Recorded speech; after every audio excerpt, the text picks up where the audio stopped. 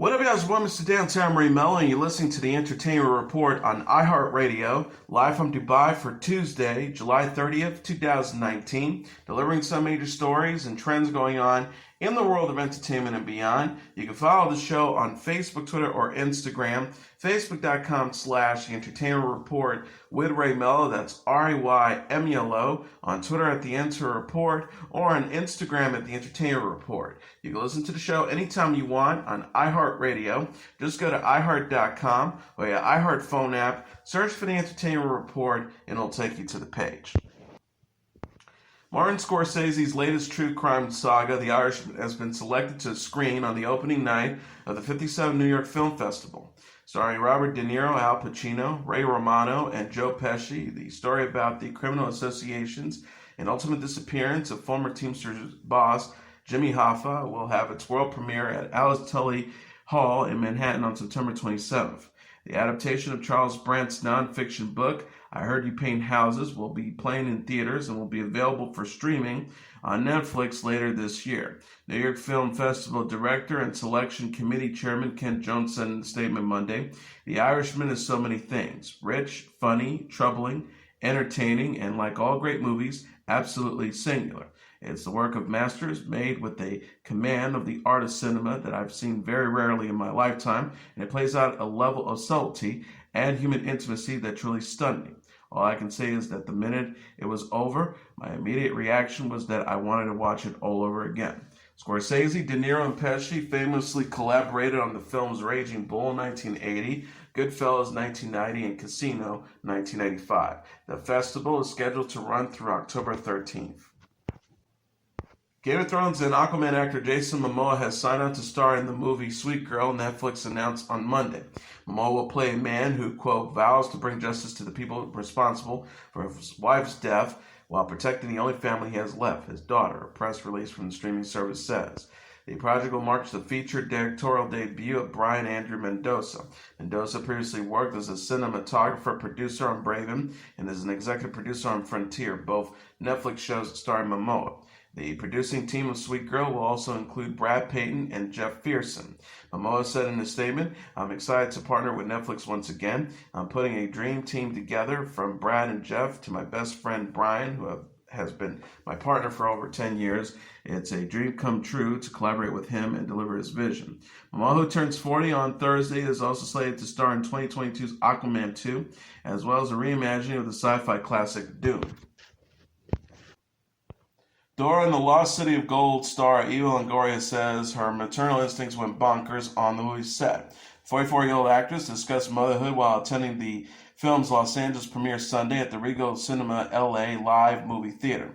Longoria welcomed her first child, son Santiago, with husband Jose Pepe Baston in June 2018. She plays Dora's mom Elena in the new film. Longoria told Entertainment Tonight, my instincts in this movie were completely bonkers because I was a new mom. She said, Dora is like running in the jungle, holding a snake, running into crumbling, falling rocks, and I'm like, I'll never let my child do that. The director was like, right, but it's Dora. I'm like, okay. Longoria wore a bright yellow Victor Binato dress and strapped white sandals to the premiere. She shared a photo of her look on Instagram, saying she was feeling quite bright. The star captioned the post, I'm feeling bright for at Dora movie premiere. Dora in the City of Gold is a new live-action movie based on the Nickelodeon animated series Dora the Explorer. The film co-stars Isabella Moner as Dora, Michael Peña, and Danny Trujillo, and opens in theaters on August 9th. Benedict Cumberbatch will lend his voice to the animated adaptation of the children's book The Tiger Who Came to Tea for the UK's Channel 4. The Tiger Who Came to Tea, from late author Judith Kerr, follows the tiger as he arrives unannounced and eats everything inside of a family's home. Cumberbatch will be voicing the father, with David Oyelowo as the tiger, Tasman Greer as the mother, Paul Whitehouse as the milkman, 7-year-old newcomer Clara Ross as daughter Sophie, and David Williams as the narrator. Lupus Films is producing the project, which will be a part of Channel 4's Christmas schedule. Robin Shaw is directing. Cumberbatch said in a statement, I couldn't be more thrilled to be playing a small part in bringing Judith Kerr's timeless children's classic to the screen for another generation to enjoy. Oyelowo says, who wouldn't jump at the chance to play the iconic tiger from The Tiger Who Came to Tea? He's a big cat of a few words, but he's too busy eating. but I'll relish all of the growling, chomping, and slurping, which called on me to find my inner cat. Laverne Cox thinks Pose as transgender stars deserve to be nominated for Emmys. The 47-year-old actress explained during Sunday's episode of Watch What Happens Live why she's overjoyed but disappointed about the FX show's nominations. Pose is nominated for 6 awards at the 2019 Emmys, including Outstanding Drama Series and Outstanding Lead Actor in a Drama Series for Billy Porter, a side-gender actor. None of its 5 transgender series regulars, MJ Rodriguez, Dominique Jackson, India Moore, Hallie Sahar, and Angelica Ross, were nominated for the acting awards. Cox said of the show's nominations, "I'm obsessed with Pose. I love the show so much. I have so many friends on Pose. I was overjoyed." She added, "I was disappointed though because at this point I'm still the only transgender actor to be nominated for an acting Emmy. I thought this year, I literally said to MJ, I don't think I'm going to be the only one anymore. And then MJ didn't get nominated. None of the actors from the show got nominated." Cox is up for her 3rd Emmy for her role as Sophia Bissett on the Netflix series Orange is the New Black. She says, "I'm so grateful for my 3rd nomination, but I think it's time for other trans actors. There's so many trans actors on TV now who are killing it, just brilliant, and so many on that show are killing it. I'm excited that the show's nominated, but I'm like, more." Pose, created by Ryan Murphy, centers on the African-American Latino LGBT ballroom culture scene in New York in the 1980s and 1990s. The series was renewed in June for a 3rd season. Denise Richards has joined the cast of Beverly Hills 90210 reboot. The 48-year-old actress and television personality spent time with Tori Spelling and the Beverly Hills 90210 cast Saturday after joining the new Fox series. Spelling shared photos Sunday on Instagram with Richards, Gabrielle Cateras, Ian Ziering, Jenny Garth, Shannon Doherty, and Brian Austin Green at producer Ruth Ann Secunda's birthday party in Vancouver, British Columbia. Spelling captioned the post, "Can't believe we are shooting the season finale and will be done filming on Friday. It's been an incredible experience this first time around and with friends from the past. As at Ian Ziering pointed out, it's been like summer camp. An experience I'll never forget and treasure forever. Can't wait till we film season 2. She added, "Welcome to at Beverly Hills 90210 family, my friend at Denise Richards." Richards reposted one of the pictures on her own account. Richards played Robin McGill in a 1992 episode of Beverly Hills 90210 and also appeared as Gwen Thompson on the CW reboot 90210. She wrote, "Thank you for including me, T, and having me part of the Beverly Hills 902 journey. Talk about everything comes back full circle. One of my very first jobs was as Beverly Hills 90210. Love you all." Beverly Hills 90210 will premiere August 7th. Priestley, who plays Brandon Walsh, discussed the show on Good Morning America last week. The actor says it's very different. It's a show within a show within a show within a show. It's very meta and it's very multi-layered. He added, "Fans of the original show will find it incredibly satisfying." Richard stars on the the Bravo series Real Housewives of Beverly Hills. The Affair is giving fans a new glimpse of Anna Paquin in Season 5. The Showtime series released a trailer Sunday featuring Paquin as Joni Lockhart, the now adult daughter of Allison Bailey, played by Ruth Wilson, and Cole Lockhart, played by Joshua Jackson. The preview explores the cyclical nature of trauma and tragedy as Joni investigates her mother's apparent suicide. Season 4 suggests Allison's death may have been a murder. In a voiceover says in the trailer, the whole family is steeped in this cyclical tragedy, murder, drowning, suicide. Sometimes we have to start on our journeys that our children must finish for us. The Affair is co-created by Sarah Treem and Hagi Levy. It stars Dominic West and Maura Tierney. Paquin discussed her experience with Treem in an interview with Entertainment Weekly this month. Paquin said, "Sarah was pretty much the reason why I wanted to do the show. She's a phenomenal talent. The way she portrays women as complex, flawed, intelligent human beings who exist in moral shades of gray, the way men have always been allowed to, was very exciting to me as a performer. It was also such an honor to work on her debut as a director in the series finale." The Affair will return for a 5th and final season on August 25th. FX has released a trailer for Season 9 of American Horror Story, which is subtitled 1984. The message accompanying Monday's minute-long preview on YouTube says, "Welcome to Camp Redwood. Good luck leaving alive." Set to John Cafferty and the Beaver Brown Band's song On the Dark Side, the clip kicks off as a pickup truck filled with beer-drinking teens arrives at a remote location in forest. Unbeknownst to the kids, there is a masked person holding a giant knife hiding under the vehicle. The music changes to the motel suddenly last summer as the camera looks down at the teens playing in and near a lake. The masked person then swims towards a canoe where a young woman is relaxing and pops out of the water with the knife raised over her head as she screams.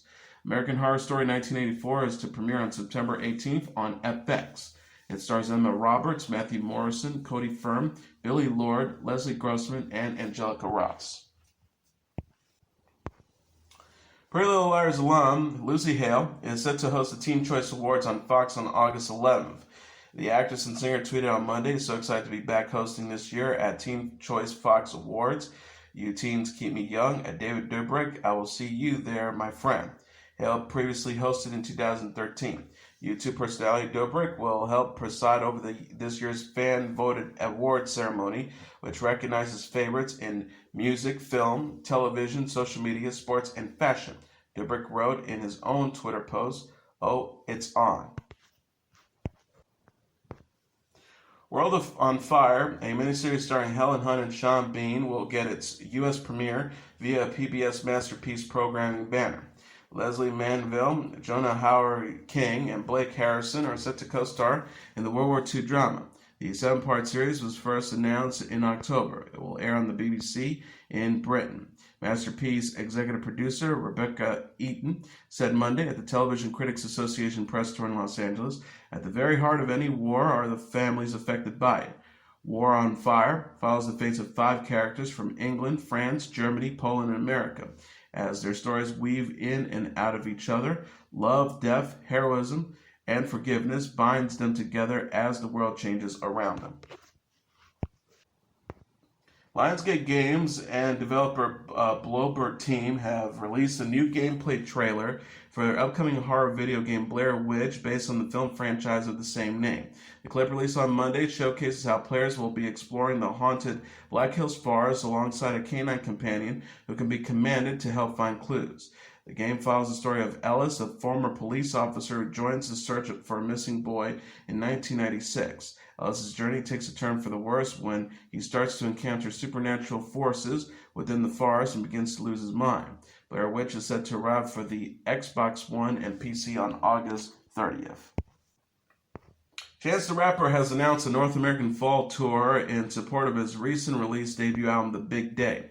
Chance is kicking things off on September 14th at the Chase Center in San Francisco before wrapping the tour up on November 10th at the Miami Beach Pop Festival. Chance will also be performing in cities such as Los Angeles, Las Vegas, Denver, Kansas City, Chicago, Boston, Philadelphia, New York, Atlanta, Nashville, Dallas, Milwaukee, Detroit, Cleveland, and Toronto, among others. Tickets go on sale for the general public starting on Friday at 10 a.m. local time through the rapper's official website. Special guests for the tour will be announced at a later date. The Big Day was released on Friday. The project is Chance's first album after releasing popular mixtapes 10 Day, Acid Rap, and Coloring Book for free. Elton John is feeling grateful on the anniversary of his sobriety. The 72-year-old British singer and songwriter celebrated his 29 years sober in a candid Instagram post Monday. John shared a photo of his 29-year Alcoholics Anonymous medallion and reflected on his journey in the caption. The star wrote, "29 years ago, I was a broken man. I finally summed up the courage to say 3 words that would change my life. I need help. Thank you to all the selfless people who have helped me on my journey through sobriety. I'm eternally grateful." John struggled with substance abuse, which recently was depicted in the biopic Rocket Man starring Taron Egerton as John. John said that he wanted the film to honestly portray his life, including the darker moments. The star says some studios wanted to tone down the sex and drugs so the film would get a PG-13 rating, but I just haven't led a PG-13 rated life. He added, "There are moments in the documentary, Tantrums and Tiaras, and moments in the film where I'm completely disgusting and awful, but then at my worst, I was disgusting and awful, and there's no reason to pretend otherwise." And that was your entertainment report for Tuesday, July 30th, 2019. I'm your host, Mr. Downtown Ray Melo. I'll be back tomorrow to deliver some major stories and trends going on in the world of entertainment and beyond. You can follow the show on Facebook, Twitter, or Instagram. Facebook.com/The Entertainment Report with Ray Melo. That's RAYMELO. On Twitter at The Enter Report, or on Instagram at The Entertainment Report. You can listen to this episode or any previous episodes of The Entertainment Report anytime you want on iHeartRadio. Just go to iHeart.com or your iHeart phone app, search for The Entertainment Report, and it'll take you to the page. Good night, and God bless you all.